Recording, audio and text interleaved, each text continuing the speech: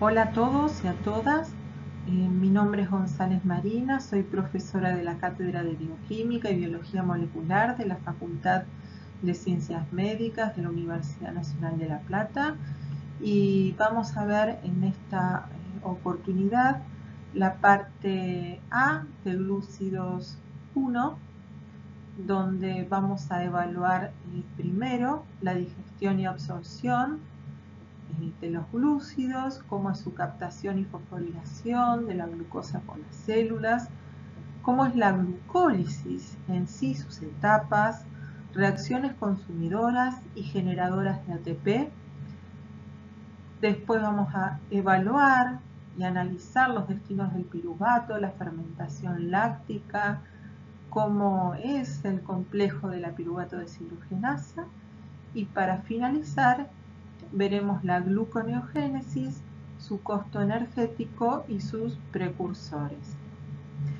La bibliografía recomendada es la que está aquí escrita, Bioquímica Médica Básica de Lieberman Marx, Principios de Bioquímica de Leninger, y muchas de las figuras que se presentan en este video son tomadas principalmente por los dos primeros libros, el Marx y el Leninger.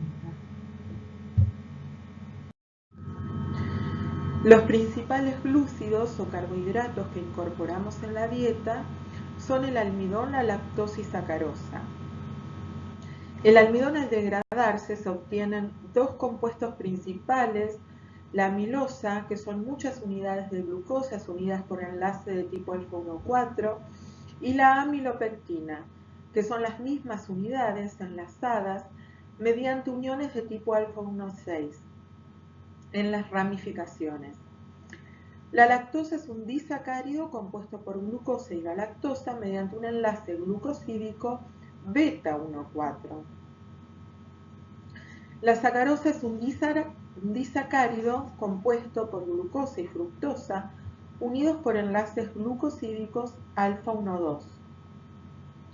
Con respecto al glucógeno, es el compuesto carbohidratado de almacenamiento que tenemos los humanos y que se encuentra en muchos tipos celulares. El glucógeno está compuesto por unidades de glucosa enlazadas por enlaces glucosídicos alfa 1,4 y con uniones alfa 1,6 en las ramificaciones. El hígado y el músculo esquelético contienen los mayores depósitos de glucógeno. Los procesos digestivos convierten a estos carbohidratos de la dieta en los monosacáridos que los constituyen, al hidrolizar sus respectivos enlaces glucosídicos. La digestión del almidón comienza en la boca, en donde las glándulas salivales liberan alfa-amilasa, convirtiendo al almidón en unidades más pequeñas llamadas alfa-dextrinas. En el estómago, la alfa-amilasa se inactiva por la acidez propia del estómago. El páncreas libera alfa-amilasa pancreática y bicarbonato hacia la luz del intestino. El bicarbonato neutraliza las secreciones gástricas y la alfa-amilasa pancreática continúa la digestión de las alfa-dextrinas, a las que transforma en disacáridos como la maltosa, trisacáridos como la maltotriosa y oligosacáridos también llamados dextrinas límite. Estas dextrinas límite contienen isomaltosa. La isomaltosa son dos residuos de glucosa unidos por enlace de tipo alfa 1,6. La digestión final de estos últimos compuestos, como así también de la sacarosa y lactosa provenientes de la dieta, ocurre por acción de las disacaridasas que están unidas a las células epiteliales del intestino o microvellosidades. Así, por ejemplo, las glucoamilasas hidrolizan uniones de tipo alfa 1,4 de dextrinas, maltasas e isomaltasas que hidrolizan a maltosas e isomaltosas, las sacarasas a las sacarosas y las lactasas a las lactosas. Los monosacáridos obtenidos, que son la glucosa, galactosa y fructosa, se desplazan al interior de las células epiteliales del intestino a través de transportadores, como veremos luego. En la tabla mostrada, observamos el consumo aproximado de glucosa diariamente y las reservas de glucosa en el organismo, viendo que los valores de reserva son aproximados a los que se requieren diariamente.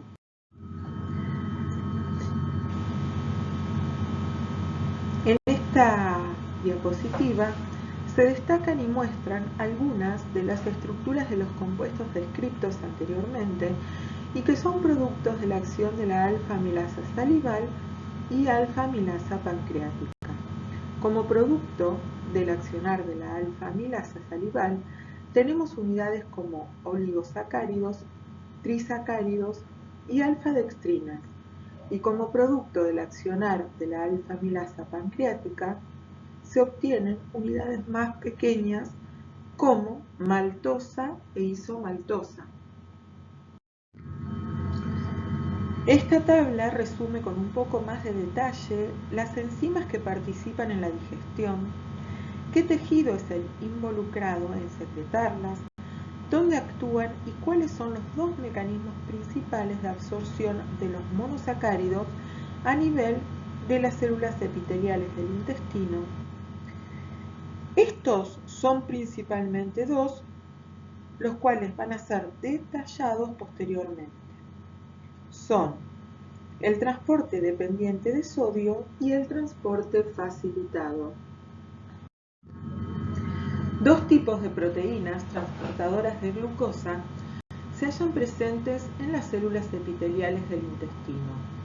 Son los transportadores de glucosa dependientes de sodio y los transportadores facilitadores de glucosa. Tanto la glucosa como la fructosa se movilizan en los transportadores facilitadores de glucosa, señalizados en color rosa en la diapo, ubicados tanto en el lado mucoso como seroso de las células epiteliales o absorbentes. La glucosa y galactosa se desplazan a través de los cotransportadores de sodio-glucosa, solo ubicado en el lado mucoso de las células. La sodio-potasio ATPasa se emplea para bombear sodio desde el interior de la célula hacia la sangre. Este también es llamado transporte activo secundario. Los transportadores facilitadores de glucosa son los integrantes de la familia GLUT. La fructosa entra y sale de la célula por GLUT5, la glucosa y galactosa salen y entran en la célula por GLUT2.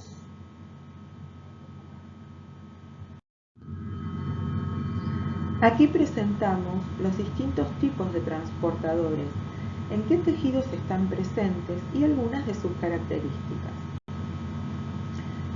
El GLUT1 está presente en células con función de barrera, como la barrera hematoencefálica, la hematoplacentaria, la hematoretinal y la hematotesticular.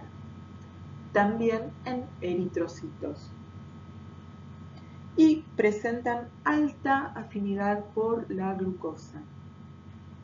El GLUT2 está presente en hígado, riñón, células beta pancreáticas, superficie serosa de la mucosa intestinal, como lo veíamos en una diapositiva anterior cuando explicábamos cómo la glucosa y galactosa entraban y salían de las células epiteliales intestinales. El GLUT3 está presente en neuronas y tiene alta afinidad por la glucosa. El GLUT4, presente en músculo estriado y tejido adiposo,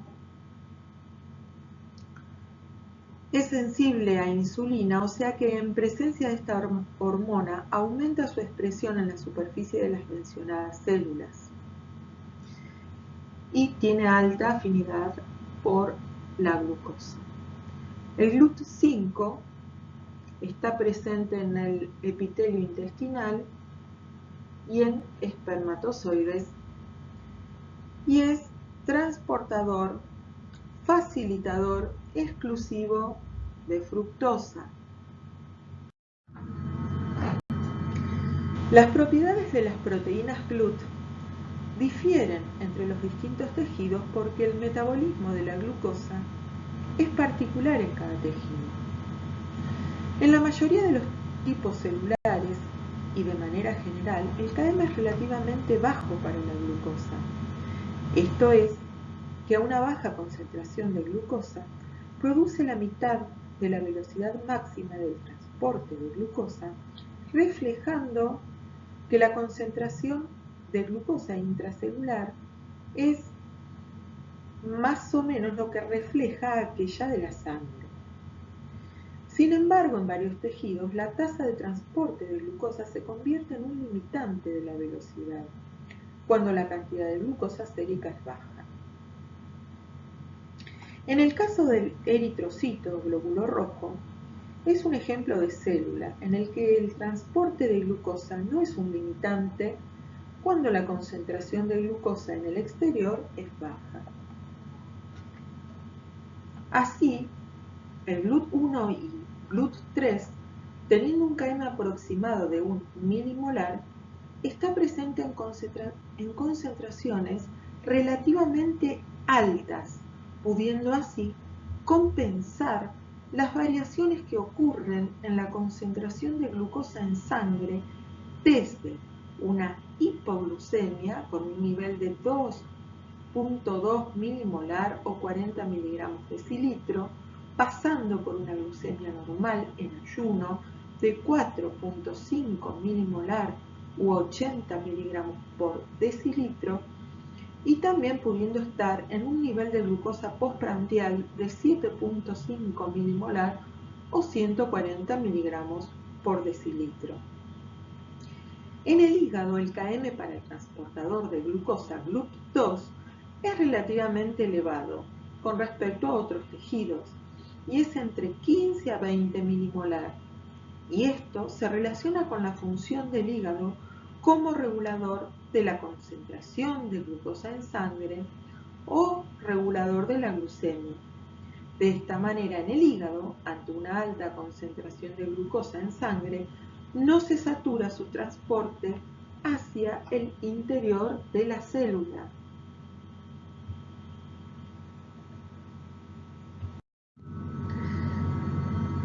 El GLUT4 está presente en el músculo y en el tejido adiposo, y hay un mecanismo particular mediante el cual se pone a disposición para que ingrese glucosa dentro de las células, y este es el siguiente. Mediante el estímulo de la hormona insulina, se promueve el transporte de vesículas intracelulares que portan estos GLUT4 hacia la membrana plasmática.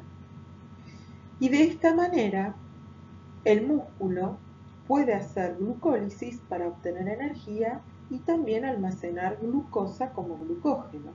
Y en el caso del tejido adiposo, lo tiene disponible a la glucosa para hacer glucólisis y a partir de estas formar otros compuestos que se verán posteriormente, pero se los voy adelantando, y son ácidos grasos y glicerol.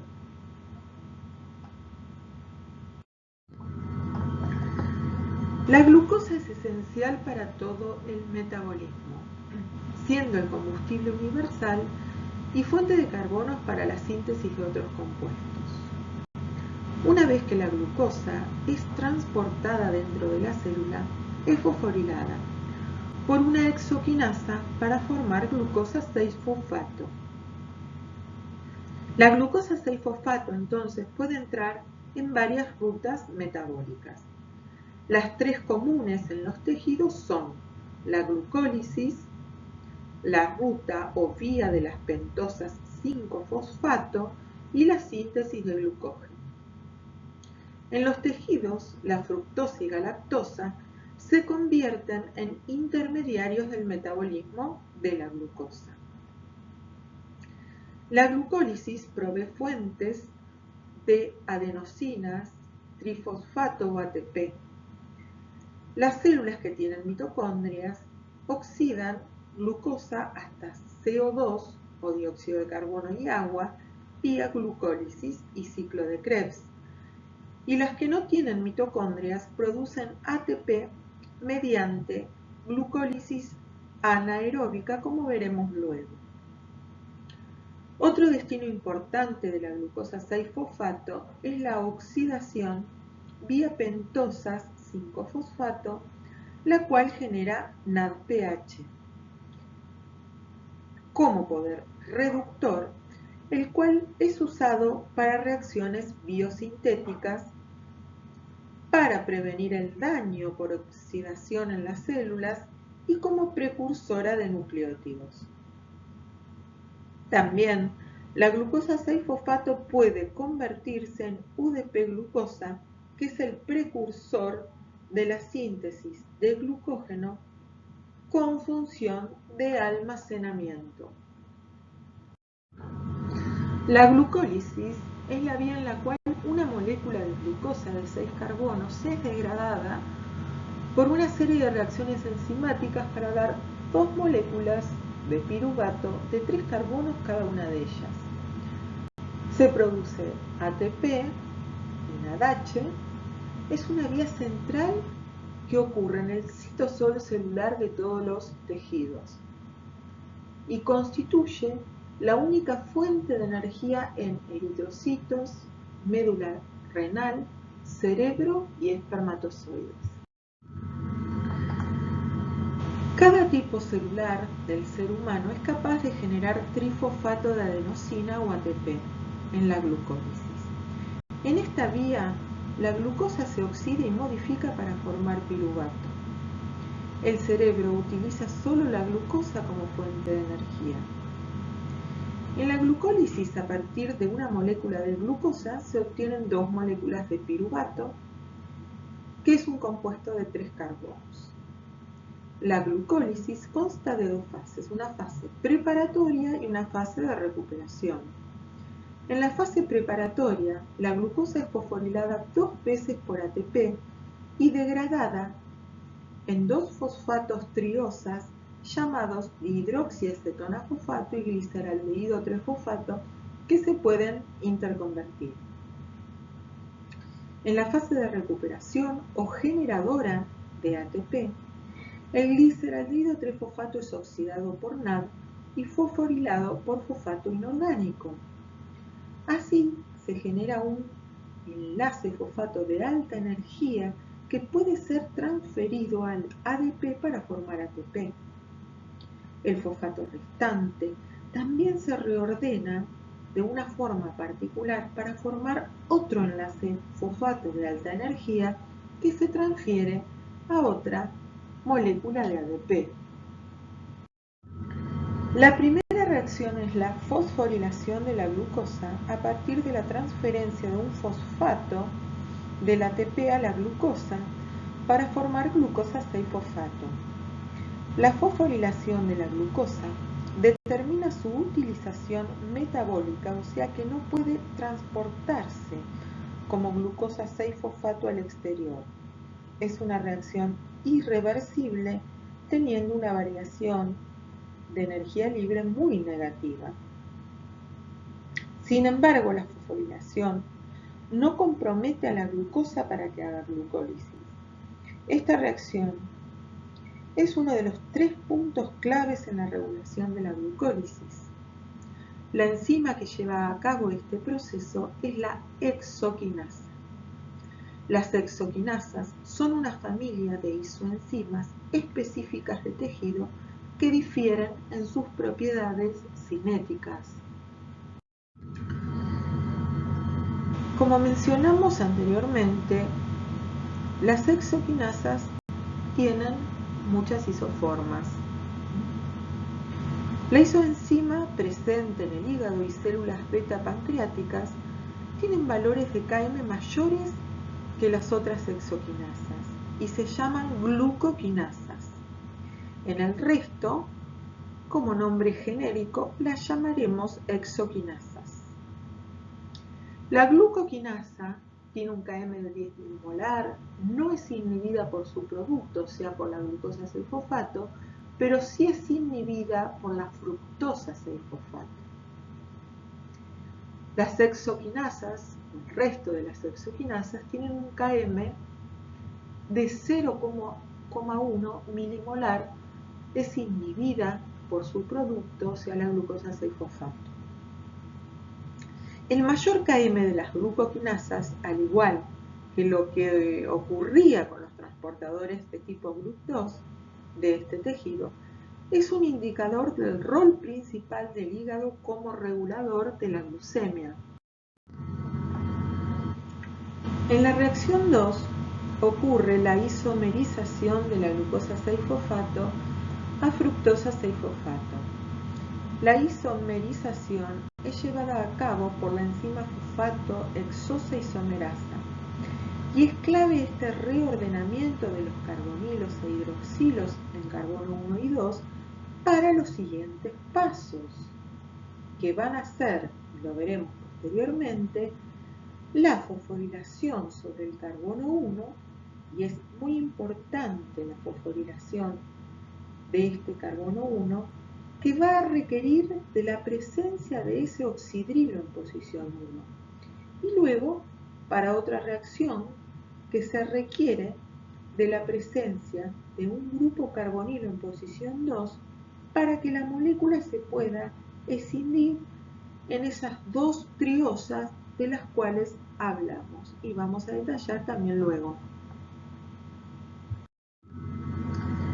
La reacción 3 es la fosforilación de la fructosa 6-fosfato en fructosa 1,6-bifosfato y la enzima que lleva a cabo esta reacción es la fosfofructoquinasa 1, en su forma abreviada llamada PFK1.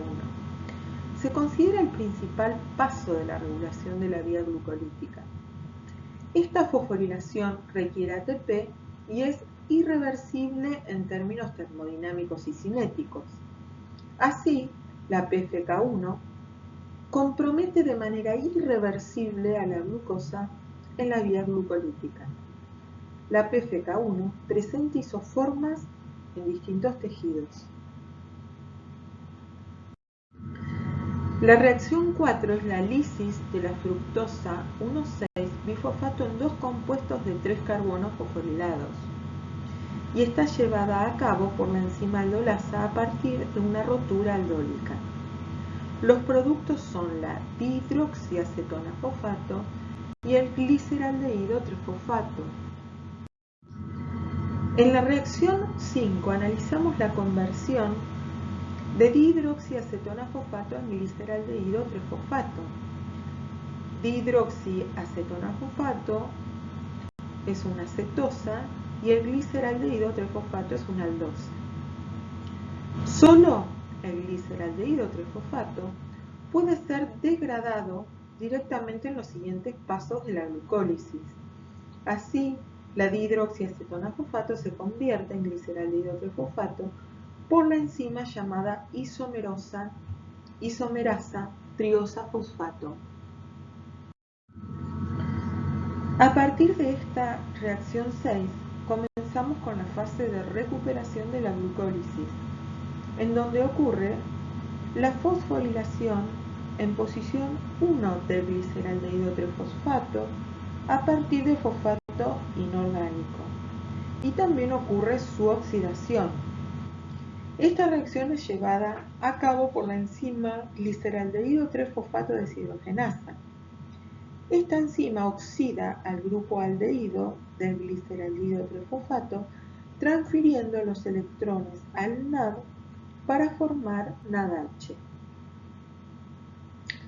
El enlace fosfato de alta energía en posición 1 es el punto de inicio de la fosforilación a nivel de sustrato que se da en el siguiente paso, o sea, en la reacción número 7, y que es la formación de un enlace fosfato de alta energía donde antes no existía y sin el uso de oxígeno. En la reacción 7 ocurre la fosforilación a nivel de sustrato. La energía del enlace acil-fosfato es lo suficientemente elevada para que sea favorable para su transferencia hacia el ADP. La enzima encargada de esta transferencia es la fosfoglicerato quinasa y así se obtiene ATP. Y el 3-fosfoglicerato y es una reacción reversible. La formación de ATP por transferencia del grupo fosforilo a partir de un sustrato y sin la presencia de oxígeno, en este caso es el 1,3-bifosfoglicerato, se conoce como fosforilación a nivel de sustrato. Para distinguirla o distinguir este mecanismo de la fosforilación ligada a la respiración.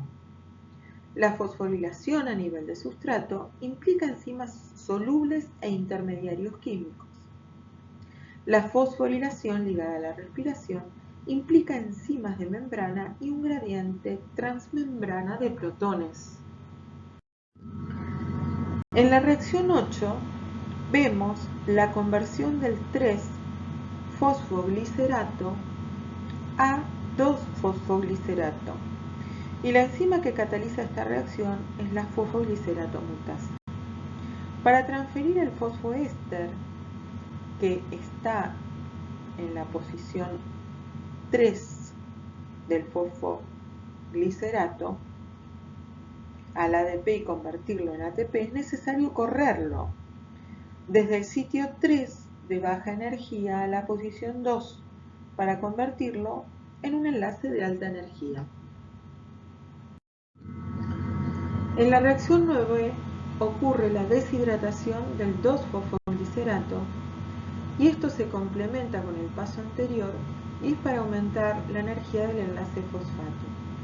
La enzima interviniente es la enolasa y el compuesto formado es el fosfoenolpiruvato. En la reacción 10 tenemos ya preparado el enlace fosfato de alta energía para que el grupo fosfato pueda ser transferido a otra molécula de ADP y formar el segundo ATP. La enzima que cataliza esta reacción es la piruvato quinasa y el fosfoenolpiruvato pasa a formar el piruvato. La reacción es irreversible y es otra fosforilación a nivel de sustrato. Es otro paso importante en la regulación de la vía glucolítica. Muchos glúcidos, aparte de la glucosa, entran en la glucólisis, luego de ser transformados en uno de los intermediarios glucolíticos. Así, por ejemplo, tenemos la manosa, que por una exoquinasa se convierte en manosa 6-fosfato y por una isomerasa pasa a ser fructosa 6-fosfato, entrando así a la vía glucolítica. La galactosa se convierte en glucosa 1-fosfato a través de un derivado azúcar nucleótido unido a galactosa para formar el UDP-glucosa.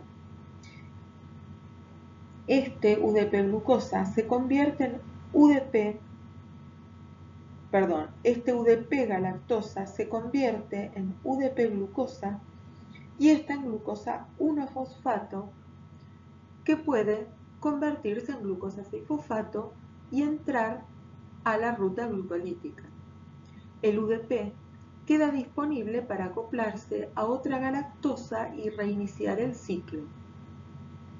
Con respecto a la fructosa, esta, a través de su quinasa respectiva, forma la fructosa 1-fosfato y por una aldolasa se escinde o divide en dihidroxiacetona-fosfato y gliceraldehído, el cual, a expensas de una quinasa, forma el gliceraldehído 3-fosfato y la dihidroxiacetona-fosfato por una isomerasa, como vimos en la vía glucolítica, cambia a gliceraldehído 3-fosfato, quedando constituidos también de esta forma otros intermediarios de la glucólisis. Con respecto al rendimiento de la glucólisis, vemos que partiendo de una molécula de glucosa más 2 ATP más 2 NAD oxidados más 4 ADP y 2 pirofosfato, vamos a obtener 2 moléculas de piruvato más 2 ADP más 2 NADH reducidos más 4 ATP y 2 moléculas de agua. Así el balance neto nos queda que, partiendo de una molécula de glucosa más 2 NAD más 2 ADP, obtenemos 2 piruvatos más 2 NAD reducidos y 2 ATP más 2 moléculas de agua. Este NADH producido en la glucólisis debe reoxidarse continuamente a NAD a partir o con el fin de contar con un aceptor de electrones para la reacción número 6 de la gliceraldehído trifosfato deshidrogenasa. Existen dos rutas alternas para la reoxidación del NADH citosólico. Las vamos a desarrollar más adelante, pero acá las presentamos. La primera es aeróbica e implica lanzaderas que transfieren equivalentes de reducción a la cadena respiratoria. La otra es anaeróbica, en donde el NADH es reoxidado en el citosol por la lactato deshidrogenasa, reduciendo el piruvato a lactato. Ahora bien, obtuvimos el piruvato por glucólisis y según las diferentes condiciones en que se encuentran los tejidos, se obtendrán diferentes compuestos. Así, en una situación de presencia de oxígenos o aerobiosis, va a continuar su oxidación hasta acetil-CoA y vía ciclo de Krebs hasta dióxido de carbono y agua.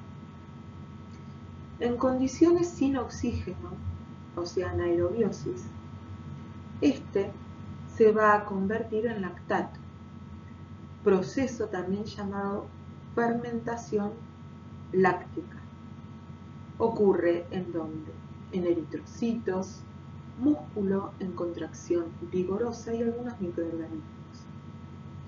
También, otra situación que puede ocurrir con el piruvato es su transaminación a alanina por transaminasas, proceso que vamos a detallar cuando veamos el metabolismo de aminoácidos y proteínas más adelante en otro seminario.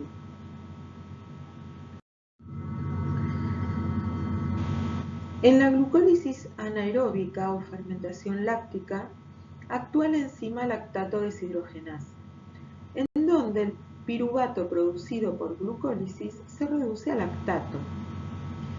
La reacción que ocurre en el citosol requiere NADH y es una reacción fácilmente reversible. Se regenera el NAD oxidado necesario para la glucólisis. El piruvato, procedente de la glucosa y otros azúcares, a través de la glucólisis, se oxida para dar lugar a acetil-CoA y dióxido de carbono, a consecuencia de la acción que sobre él se da y ejercido por una agrupación estructurada de 3 enzimas con múltiples copias de cada uno de ellos. Es el complejo de la piruvato deshidrogenasa, o PDH, el cual está localizado en las mitocondrias de las células eucarióticas y en el citosol de las bacterias.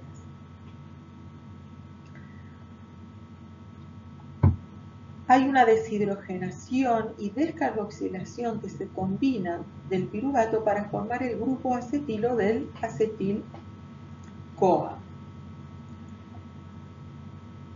Estas reacciones requieren del accionar secuencial de 3 enzimas diferentes, así como de 5 coenzimas o grupos prostéticos diferentes, que son tiamina pirofosfato o TPP, flavina adenina dinucleótido o FAD, coenzima A, CoA, nicotinamida adenina dinucleótido, NAD y lipoato. También hay 4 vitaminas diferentes, esenciales en los humanos y que son componentes muy importantes del sistema. Son la tiamina en el TPP, la riboflavina en el FAD, la nicotinamida en el NAD y el pantoteato en el CoA. El destino del piruvato se muestra en rojo. En el paso 1, el piruvato reacciona con la TPP de la enzima 1, que es la piruvato deshidrogenasa, dando una descarboxilación y formando el derivado hidroxietilo. En el paso 2, también interviene la piruvato deshidrogenasa y se transfieren 2 electrones y el grupo acetilo desde el TPP hasta la forma oxidada del grupo lipoil, lisina, de la enzima dihidrolipoil transacetilasa, que es la enzima 2, formándose el grupo acil-lipoil lisina reducida. En el paso 3 es una transesterificación en el que el grupo sulfidrilo o SH del CoA completa los 2 sulfidrilos del grupo lipoil lisina para que quede totalmente reducida y el CoA se une al grupo acetilo formando el acetil-CoA.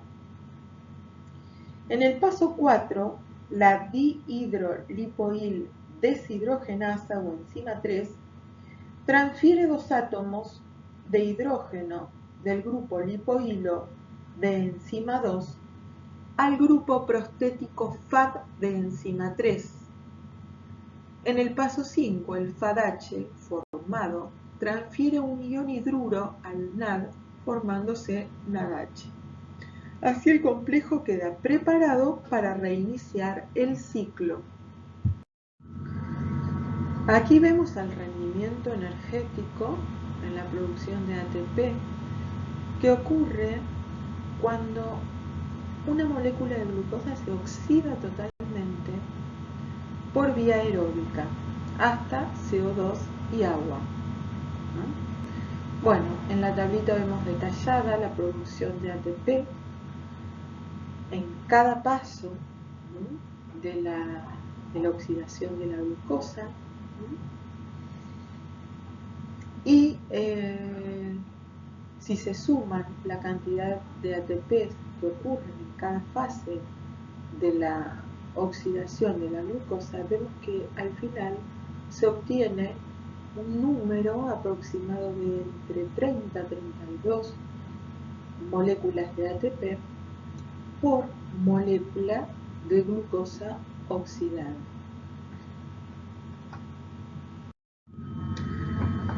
Durante el ayuno, muchas de las reacciones de la glucólisis se invierten con el fin de mantener las concentraciones de glucosa en sangre. Este proceso de producción de glucosa se llama gluconeogénesis. En la gluconeogénesis, que ocurre principalmente en el hígado bajo condiciones de ayuno, se sintetiza glucosa a partir de compuestos que no son carbohidratos. En el ser humano, los precursores más importantes de glucosa son el lactato, el glicerol y los aminoácidos, especialmente alanina. Las reacciones en la gluconeogénesis son reversibles a los pasos de la glucólisis, con la excepción de 3 de ellas que son las llamadas reacciones de rodeo. Estas 3 reacciones incluyen, primero, la conversión de piruvato en fosfonolpiruvato, segundo, la conversión de fructosa 1,6-bifosfato en fructosa 6-fosfato y tercero, la conversión de glucosa 6-fosfato en glucosa. Más adelante veremos cómo el glucagón induce a este mecanismo. En esta diapo vemos los precursores gluconeogénicos nombrados anteriormente.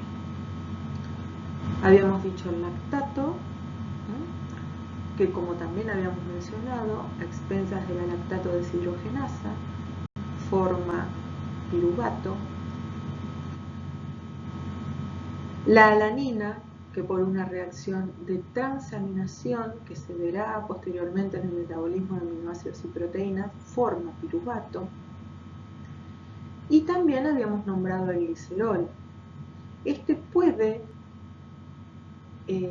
incluirse en la vía glucolítica a partir de estos pasos que están acá dibujados. El glicerol se puede transformar en glicerol trifosfato por una quinasa. Y a su vez este glicerol fosfato por la glicerol trifosfato deshidrogenasa convertirse en dihidroxiacetona fosfato, y como vimos, este es una de las dos triosas que se forman en la glucólisis y que por reacción inversa pueden entrar en un proceso gluconeogénico. En primer lugar, el piruvato se transporta desde el citosol a la mitocondria o se genera en la mitocondria a partir de la alanina en el proceso llamado transaminación. En la mitocondria, el piruvato se carboxila para formar el oxalacetato por la enzima piruvato carboxilasa, que es exclusiva de la mitocondria, y esta enzima requiere biotina. La formación de fosfoenolpiruvato a partir del piruvato se cataliza por una serie de enzimas en vez de una única enzima utilizada en el paso inverso para la glucólisis, ya que es una reacción con una gran variación negativa de energía libre, por lo tanto irreversible. El bicarbonato se convierte en CO2 a expensas del ATP y este CO2 reacciona con la biotina y la enzima, pudiendo así reaccionar con el piruvato para dar oxalacetato. El CO2 que se había sumado al piruvato para formar oxalacetato se libera en la otra reacción derecha mostrada, reacción que es catalizada por la fosfoenol-piruvato carboxiquinasa, generando al fosfoenolpiruvato. La reacción requiere GTP como dador del fosfato, y la fosfoenol-piruvato carboxiquinasa se puede encontrar en la mitocondria o en el citosol. En humanos se encuentra en partes muy semejantes en cada compartimento. Aquí vemos vías alternativas para la obtención de fosfoenolpiruvato. Debido a que la membrana mitocondrial no tiene transportador de oxalacetato, antes de ser exportado al citosol el oxalacetato, debe ser reducido a malato mediante la malato deshidrogenasa mitocondrial, que lo hace a expensas del NADH. El malato así sale de la mitocondria mediante un transportador específico de la membrana mitocondrial interna, y en el citosol el malato se reoxida a oxalacetato con producción de NADH citosólico por la malato deshidrogenasa citosólica. El NADH citosólico se requiere para reducir el 1,3-bifosfoglicerato en gliceraldehído trifosfato durante la gluconeogénesis. Entonces, ese NADH citosólico generado por la malato deshidrogenasa citosólica es fundamental para esta reacción. No olvidemos que la proporción de NADH citosólico siempre va a ser menor respecto al existente en la mitocondria.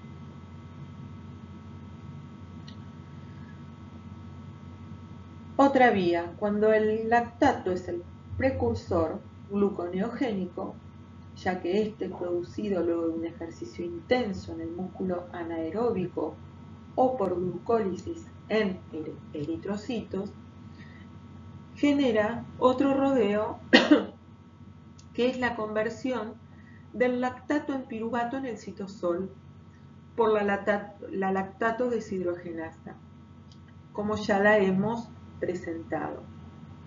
En este caso ya no es necesario transportar el poder reductor hacia el citosol, porque ya se obtiene con esta reacción. Así entra el piruvato a la mitocondria y actúa la piruvato carboxilasa de la misma manera que vimos en la otra vía, sintetizando oxalacetato, y este internamente en la mitocondria se convierte en fosfoenolpiruvato por la fosfoenolpiruvato carboxigenasa mitocondrial, que es una isoforma de la citosólica, y así el fosfoenolpiruvato puede salir de la mitocondria y en citosol hacer gluconeogénesis. Como otro punto a tener en cuenta, sepamos que si el precursor es alanina, esta puede convertirse en piruvato por transaminación y seguir el camino de las mismas conversiones. Y otro punto a tener en cuenta es que el oxalacetato también se puede convertir en aspartato y salir de la mitocondria como aspartato. Pero este concepto lo vamos a desarrollar más adelante. Solo se los nombro acá para tenerlo como un punto de relación con una explicación que va a venir posteriormente.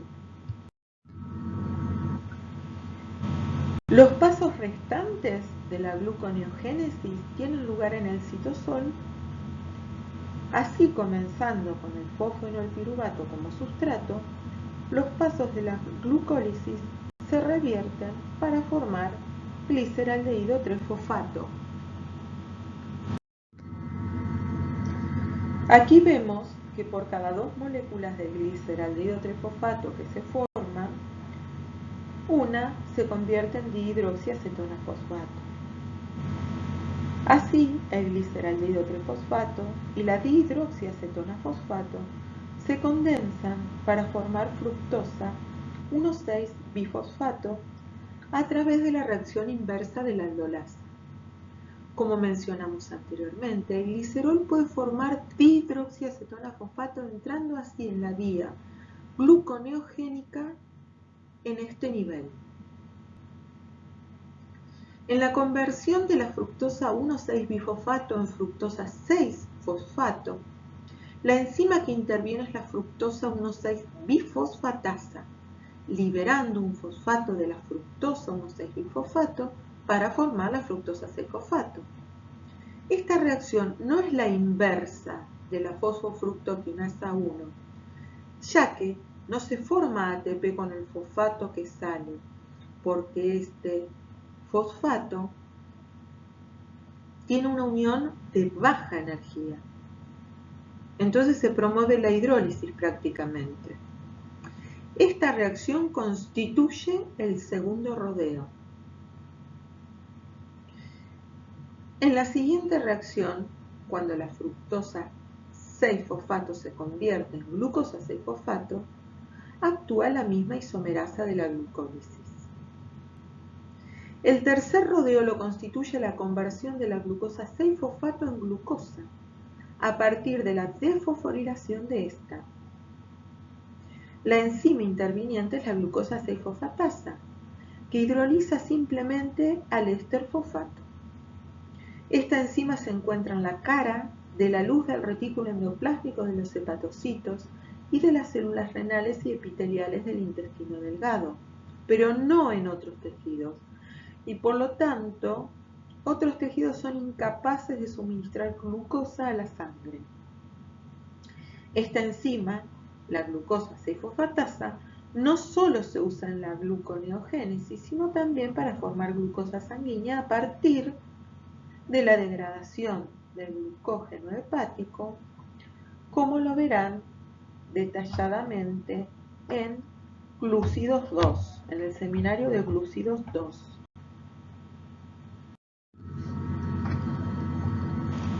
Aquí se muestra de manera extendida, digamos, y gráficamente, cómo es la desfosforilación de la fructosa 1,6-bifosfato por la fosfatasa mencionada y cómo se convierte en este producto que es la fructosa 6-fosfato.